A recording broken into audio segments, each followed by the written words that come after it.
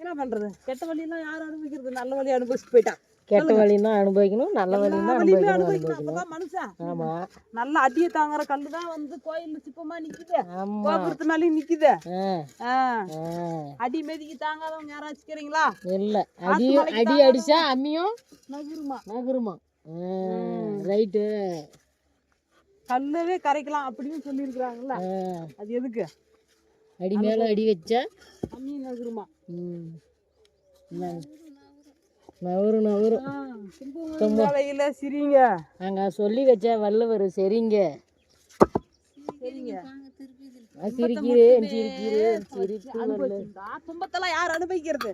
அத்தா சிரிக்கிறேன் சிரிப்பு வரல, அழுகிறேன் அழுகவே வரல. கலவையை கொடுங்க.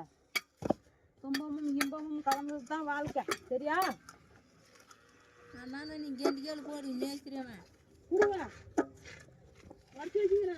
பயப்படாதீங்க, ரெடியா வச்சிருக்கிறேன். உடச்சி 2 கல் வச்சிருக்கிறேன். எதுக்கு வச்சுன்னு பாருங்க. எடுத்து சும்மா திருப்பி குடிங்க. முன்னாடி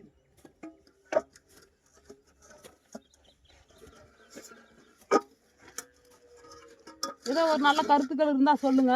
நாட்டுக்கு வீட்டுக்கு ஆகிற மாதிரி. நாட்டுக்கும் வீட்டுக்கும்